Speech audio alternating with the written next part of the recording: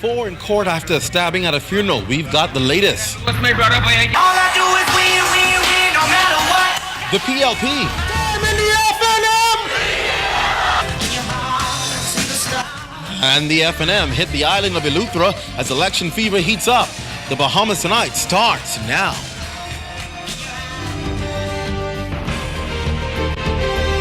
Covering the islands of the Bahamas, ZNS Network presents The Bahamas Tonight.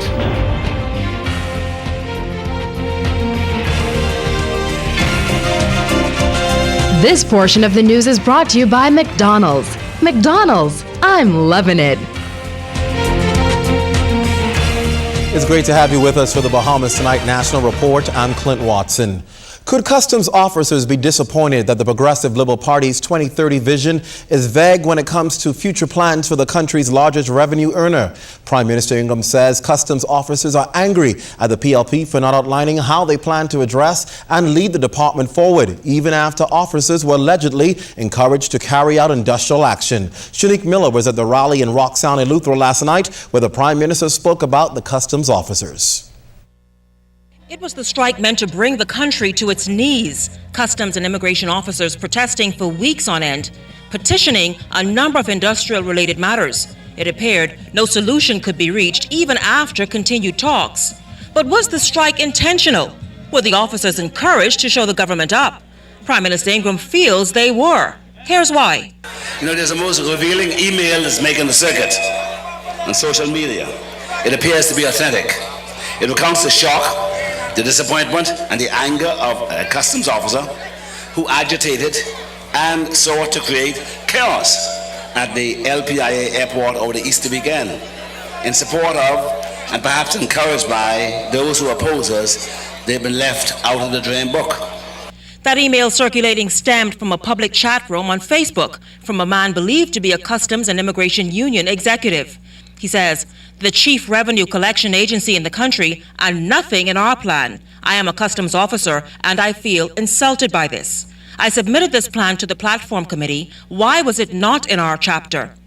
The DNA already published a full reform plan for immigration in their manifesto. The FNM is pushing border services. We have nothing. He is a big talker. The customs officer continued, let me say something. We screwed up. How in the world we only have one paragraph on immigration, but nothing on customs? Did you forget the Customs and Immigration Union? All these officers are supporting our party. How can I go back to my members and spin this? I got to answer to them. They were looking forward to the PLP's plan and what the PLP would do for us. What am I supposed to tell them? You know how hard it was to convert some of the die-hard FNM supporters in our union to the PLP? I feel deflated as much as I put myself on the line for this party as a uniformed officer. Now, even though he was clearly battling a case of sore throat, Prime Minister Ingram didn't waste time slamming the PLP for failing to deliver better for the people of the Bahamas, particularly in the area of Farm Road, where many of the residents there still have to contend with outside toilets. In their vision, for instance, of improving the health of the nation, they claim that they've amended the Rent Control Act to include banning outside toilets. Really? Is that their idea of public health promotion? Did they provide any assistance to owners and residents of such properties to help them construct flush toilets? Perhaps that's a segment of their urban renewal program they determined was best kept a secret. The leader of the opposition, Perry Christie, has for 35 years now represented in the House of Assembly a constituency which arguably has the largest number of outside toilets in our country.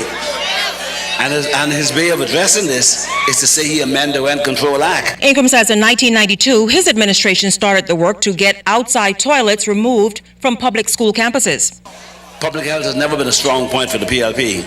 That's why, when they came to office in 2002, the infant mortality rate climbed sky high because they paid no attention to it. Eleuthera, please be assured that their claims to be interested in your welfare is bogus. And even as supporters promised double victory in Eleuthera for the FNM at the polls, Mr. Ingram reminded them a vote for Howard Johnson and Theo Neely would mean honorable representation and accountable leadership. and just as important, programs and policies that will drive economic opportunities specifically suited to Eleuthera's island charm into the island. Shanique Miller, ZNS News. The FNM's candidate for South and Central Eleuthera, Howard Johnson, also addressed last night's rally. He sought to allay the fears of many residents there who are employed in the government's 52-week National Job Readiness and Training Program, noting that people, regardless of political persuasion, are now working because of the program. Johnson says they are now fearful that they may lose those jobs based on what was said at a recent PLP rally. People coming out here trying to convince you to support the Progressive Liberal Party this trip. Because you know what? It is about time that you reap the benefits of the FNM. You have been left behind for too long. You must come together. You as a people must stand together for one goal. And the goal is to move Central South Eleuthera forward. Listen, I want you to deliver the message to the PLP this evening. We apologize. That, of course, would have been Hank Johnson, a former Progressive Liberal Party supporter, speaking at the FNM rally after he converted over to the FNM. We apologize for not having that soundbite with Howard Johnson, who, of course, allayed those fears and told those employees and those persons working on that program that they would, of course, not have to worry about their jobs. Well, the Progressive Liberal Party is spending the next week and a half with a heavy presence in the Family Islands. Keishla Adderley tells us that last night the party was in Governor's Harbour, Eleuthera, pushing for a clean sweep in the two constituencies. If its rotation on the campaign schedule is any indication, Eleuthera constituencies are two that the PLP is determined to add to its win column come May 7th. Let Howard, if that's his name, Johnson, if that's his name, let him hear you say, Damian Gomez. This is the youngest man, the youngest person running for parliament in this election.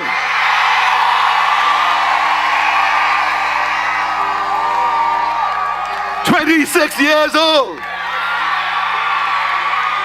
And he has already demonstrated great success. And listen now, and they say we ain't gonna get no votes in Spanish Wells.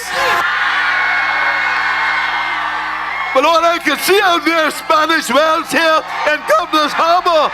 And like the rest of the Bahamas, says PLP leader Perry Christie, there's good reason for South Eleuthera to stay with the PLP and North Eleuthera to change its allegiance.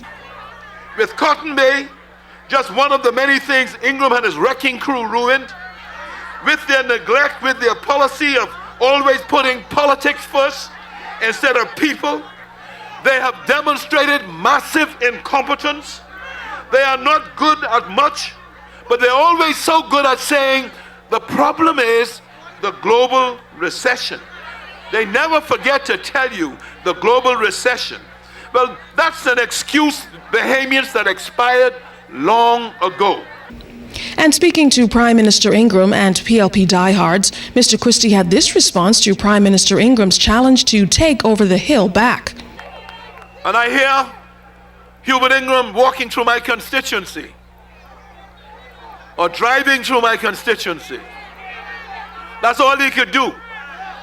Drive and look at it. Because he can't win it. Neither, says Mr. Christie, can the Prime Minister get away with this charge. It looks like Hubert is now losing his mind. He is so scared of the big crowds. He's saying that all these Bahamians coming night after night to show some PLP love, he's saying they are actually ghosts or holograms. Just in case there are some Bahamians who want to believe Hubert because he says what he means and he means what he says. But listen, he is dead wrong, PLPs. By the weekend, the PLP will be back in Eleuthera, then continuing the countdown to Election Day in the North Andros and the Berries, Mical constituencies, and beyond. Keishla Adderley, ZNS News. Well, PLP South and Central Eleuthera candidate Damian Gomez is hoping that South and Central Eleuthera will vote for him and change what he says are 5 years of bad fortunes. We intend to put Eleuthera back to work. We intend to cut taxes and red tape for businesses to enable business people to go about making profits and spending them on the hiring of employees. We intend to create jobs for all Eluthrans. We intend to have capital works programs, building docks, ramps, and fishing facilities. Well, his opponent in the F&M, Howard Johnson, sought to allay fears about the job readiness program and those persons employed for the 52-week program. It's come to my attention that some on the other side are going around and telling you that they're threatening you and telling you that you're going to be taken off the 52 weeks program as soon as the PLP becomes the next government of the Bahamas. Go to sleep tonight very comfortable, because that's not going to happen. I said, go to sleep tonight, young people, under the sound of my voice and watching by way of television, because that's not going to happen. Now, the only way it will happen is if you support a party that threatens your livelihood. Johnson also talked about his plans to restore Luther's stagnant economy through a set of initiatives called Operation Restoration. Well, the Democratic National Alliance staging a peaceful demonstration in front of the office of the opposition leader Perry Christie, Parliament Street, this morning. The group of protesters were led by Baines and Grantstown DNA candidate Rodney Munker, who demanded answers regarding Mr. Christie's role as a consultant for the Bahamas Petroleum Company. Deputy Leader Christopher Mortimer is also calling for Mr. Christie's resignation and that of PLP Deputy Leader Philip Brave Davis. Well, we don't expect that Mr. Christie is going to do the honorable thing that most persons who have been in part of government to resign when there's clear conflict of interest with something that is in the public good. But what it brings to light, and if it wasn't for Mr. Ben Albury here forcing this issue to the public, we would not be standing here today with clear, incontrovertible proof that Mr. Christie has been working for the Bahamas Petroleum Company. Well, DNA candidate Ben Albury alleged that Bahamians are being shortchanged by the BPC deal and is also seeking answers. Well, Philip Brave Davis told reporters today, in his view, there's absolutely nothing wrong with he and Mr. Perry Christie working for the oil company in their capacities. He also addressed the calls for his resignation.